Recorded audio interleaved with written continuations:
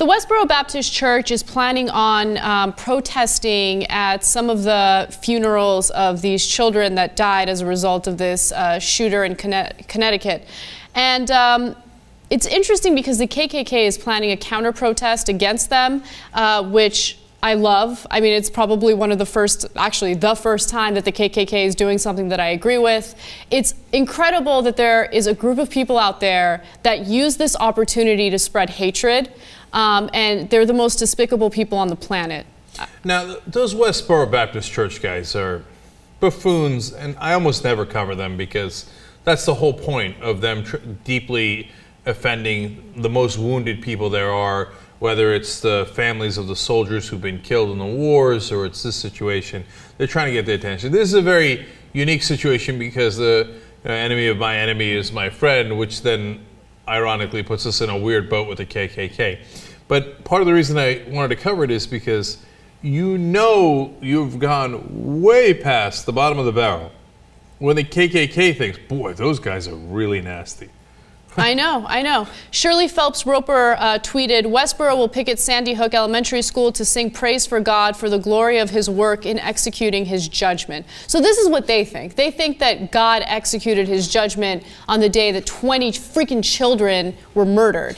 But think about this. Now, I'll say something that appears to be controversial, but really, if you think about it, it's all it is common sense in the spectrum.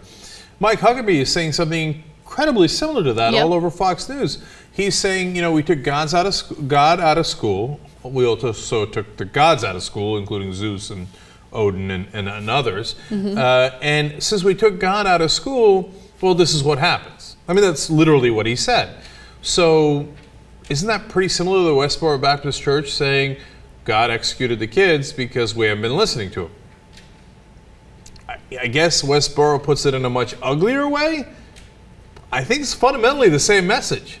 You know, the Constitution is a funny thing, right? Because I feel like the most religious people in the country treat the Constitution like the Bible. They cherry pick the parts that they like. So when it comes to the separation of church and state, nah, I'm not really into that. Let's pretend like it doesn't exist. When it comes to the Second Amendment and the right to bear arms, yeah, that's what I believe, and that's what I'm really going to push for. Yeah, God bless the Constitution and the Second Amendment.